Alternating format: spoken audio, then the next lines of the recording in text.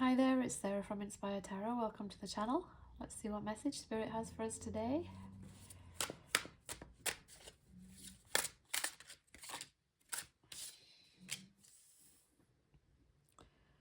Moon,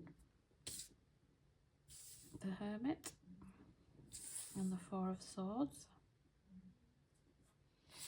So the moon is about looking at our shadows, looking into the unconscious.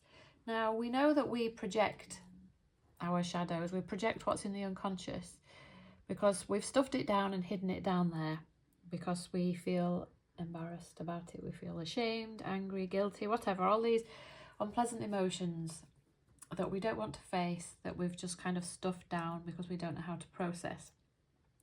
They get stuffed down into the unconscious and then they are projected outside of us into people, places and things. And then we tend to judge them, and then it perpetuates the problem. So with the moon card and understanding the teachings of A Course in Miracles, we're understanding that we project out what's in the unconscious mind, and then we get to see it in other people and circumstances. And this is why it says in the Course that somebody else's call for love is really our call for love, because it's our own projected darkness that we're being shown. And the ego wants us to see it as if it's somebody else that's the problem. But that's the trap. That's the thing that keeps us stuck and can actually lead us into this very powerless place where we keep regurgitating our own trauma and difficulties. And we just feel powerless to it. It's almost as if it becomes an external beast and it's outside of us. So the moon card is very much about looking at the way we're interpreting everything that's happening to us, and bringing these illusions and delusions to the light. And they can be very warpy and confusing when the projection mechanism is confusing, because it seems as though things belong to other people. But if we're having a reaction to it, then we need to look at our own part. So it may be that somebody else's call for love is their issue, but we are just looking at our own part. That's the part that we need to ideally look at. And yes, we can be compassionate with other people and see their call for love for what it is, but we need to look at our own part and not try and heal it in the other person or fix it in the other person, because as Neville Goddard says, trying to fix the mirror is pointless. We've got to change our own self in order for the external reflection to change. So we really owe a great indebtedness to our brothers and sisters, because they reflect back to us the things that we've disowned and that we don't want to look at. And it's painful. It is painful to look at these things, but it's also painful to be on the receiving end of them over and over again and never heal them. So when the moon card comes out, we're very much looking at the unconscious. We're looking at our hidden fears and desires. And if something comes up that upsets us and makes us feel confused, then we need to work with the spirit to find out what the underlying belief is that's causing the issue, causing us to interpret something that someone else is doing as a problem. In the Four Agreements, Don Miguel Ruiz talks about not taking anything personally. And because God didn't create persons, we shouldn't be taking anything personally. That's what the ego wants us to do. That's what the devil wants us to do, to take things personally and to feel like a victim, to feel small. Whereas the spirit really wants us to flip the script on the ego and see that the projection is the part of the story that we've given away, so we can correct it. And this often leads us into like a hermity phase where we have to integrate the things that are going on in the mind. You know, if we have, say, something big that triggers us, then we need to unpack it, and we really need to see what's going on, because it can feel quite murky. And the moon card really shows us how we deceive ourselves and how we choose to see the crummy things that we do to ourselves as coming from outside. So I've mentioned this before, that we notice it when other people do things that we don't like, but we don't notice our own flaws. And we do really have to use the process of self-inquiry and mindfulness to really look at ourselves. So the Four of Swords card, again, is about feeling overwhelmed and recharge. We're regaining perspective and and just taking some time out to, quite often I think it's important to separate yourself from, if something's happened, because we can get quite enmeshed and intertwined with other people, and then it's very difficult to know what's ours and what's theirs, and we need to unpack it. And then when we've processed it, we come back a little bit stronger. We always come back stronger. Every time we encounter an issue, then we get to see it in a slightly different light over and over until eventually it clears. But I found in my own healing path that it will get more and more and more intense, and then eventually it'll just kind of implode and disappear.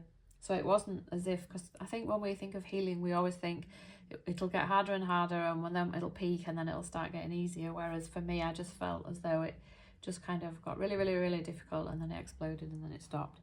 And quite often we don't even realise until quite some time afterwards that, oh, I haven't encountered that problem in my life. I must have healed it. So yeah, we can be very blissfully unaware of the healing that's taking place in the unconscious mind, because we're too focused on what the ego is telling us rather than what the spirit is telling us. So yeah.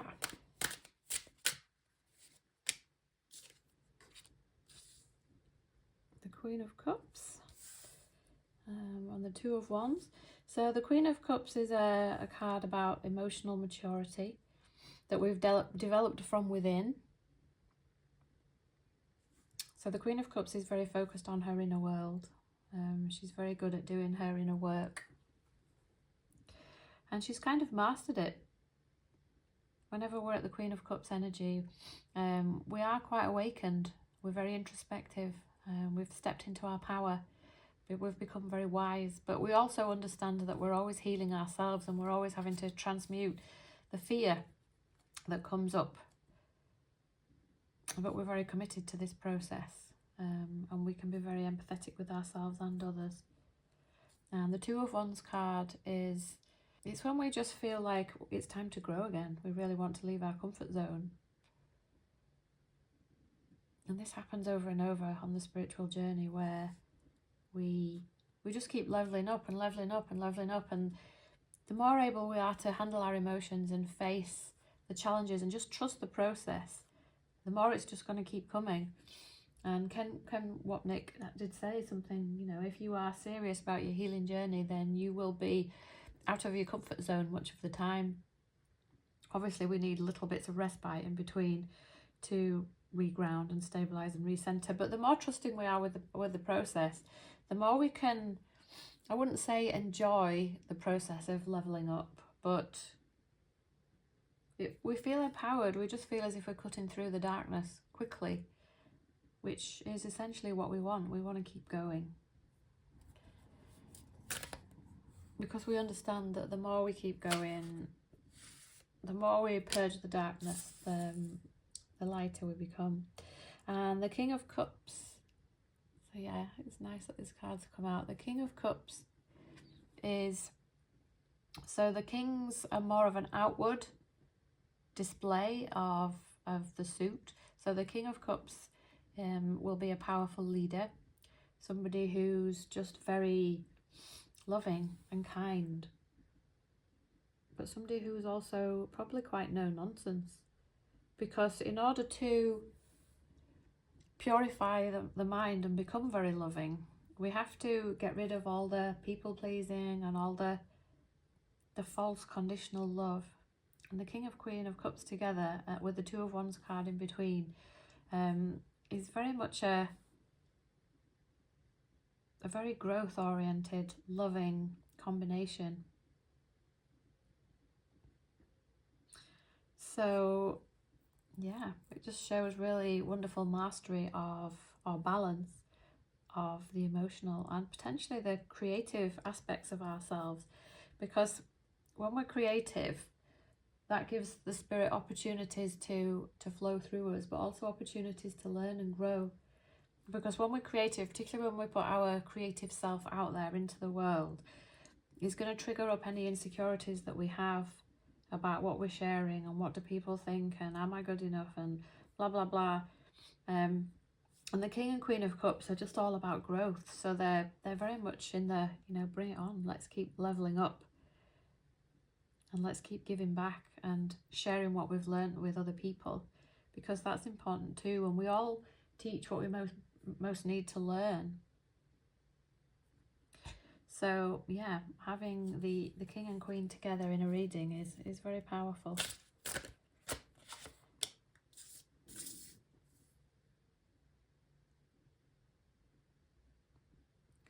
The Two of Pentacles.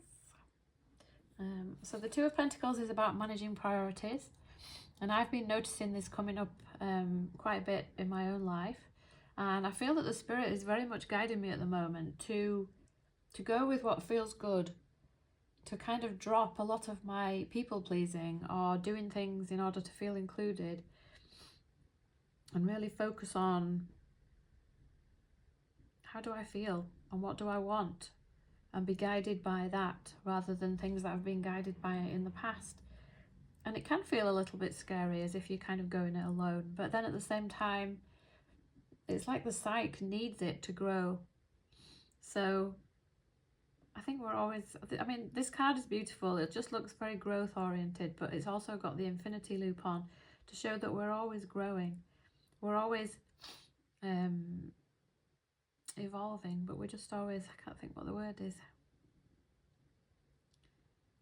like sprouting and blooming and glowing the way the flowers do in this.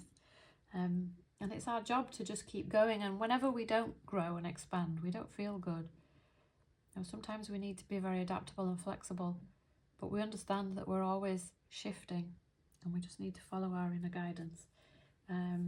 And if we move towards more of what we want, even if it feels uncomfortable, then it's just going to give us opportunities to grow and expand.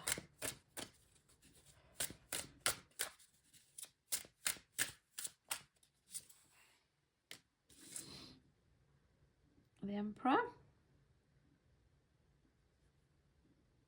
So yeah, the Emperor is a very influential leader, somebody who is very empowered and stable and secure. And to be that way, we have to be very anchored in God. Otherwise, we just get pulled around by the ego. We need to be really anchored in our purpose, in divine love, in understanding that healing is important, and being loving and compassionate with everybody is what we really need. So the Emperor is naturally good at dealing with conflict, understands that conflict is always just a misunderstanding, and that we need to go to a higher truth. So we know that duality is a paradox, and to transcend it we have to go to unity. We have to find the unified answer. And the Emperor understands this. He's very knowledgeable and a good teacher, very respected and firm. So yeah, the Emperor card is probably the most powerful masculine energy in the deck. So yeah, when this card comes up, it means that we're really stepping into our power. We're stepping into becoming a leader, particularly the leader of our own life, to make decisions with the spirit or with the ego. The choice is our own, and we have to follow it. And then we have to kind of embody it in the external world and show everyone where we're at and what we're doing. And then other people who resonate with us can follow along, which is good.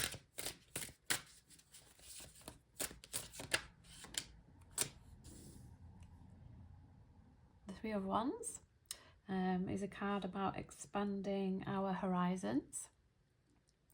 It's all about change and growth and expansion, and an understanding that good things are coming.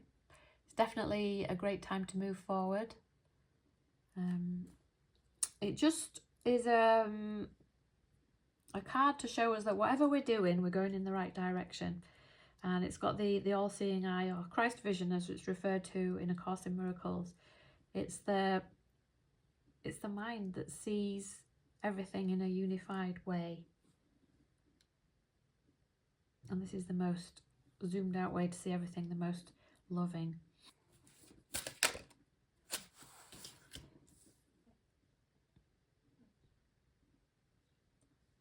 Judgment. So we know the Judgment card is all about integrating and upgrading. It's about following our calling. It's definitely a call to action card where we're being asked to rise up, to be accountable, to work at releasing our beliefs and patterns and self-reflect, but just move forward in our purpose. So the Judgment card is a very powerful card when we're on our spiritual path. It just means that we're going through a rebirth. And it could be that we're coming to the end of a difficult cycle and starting a new one. And sometimes it doesn't feel as though there's a definitive end, because healing is not linear, but you kind of see when you look back over the patterns over time how the healing is happening.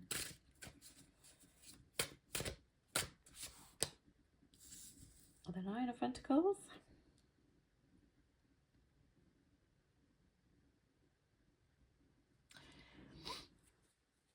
And the Nine of Pentacles is a card about being very stable in oneself. So it means that we're very anchored in God. We're very fulfilled. We have that inner peace.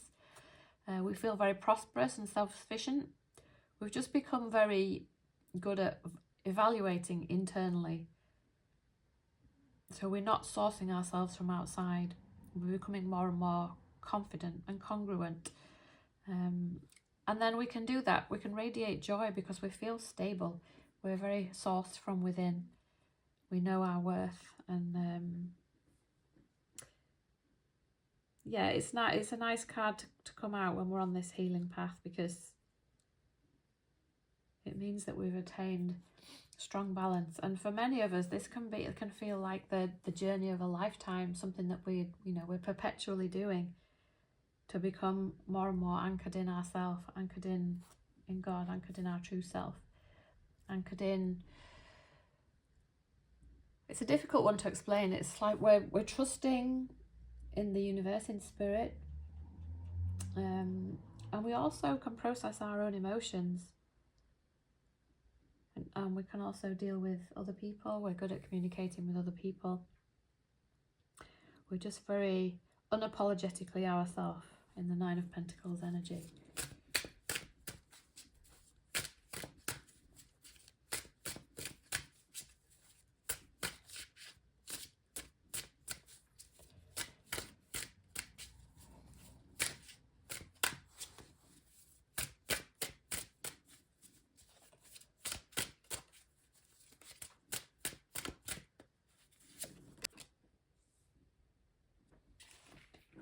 And the Star. So yeah, that's a beautiful way to end the reading. The Star is very much reminding us that we are the star of our own life. And we kind of feel that by realizing that everybody's the star, but everybody has to be the star of their own life. And in order to do that, we have to find the right balance between authentic expression, but also aligning with God, which essentially is our authentic expression, but it can't be polluted by the ego. Obviously we are very much guided by the ego, or have always been, but we're being more and more guided by the spirit.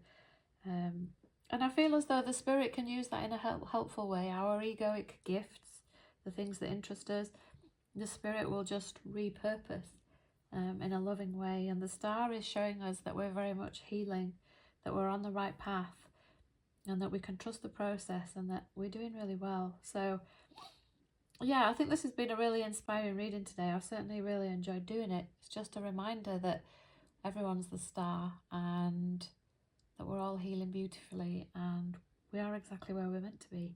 I know it's a bit of a cliche, but if we were meant to be somewhere else or in a different place in consciousness, then we would be. And for us to really accept that everything is perfect as it is, and that we're growing, and to not be hard on ourselves, because it's us being hard on ourselves that causes all the problems. The spirit knows that we're perfect. We're already perfect. And we can embrace that knowing ourselves. So yeah, so let's keep shining our light, and yeah, and being the star. I love you all. Bye.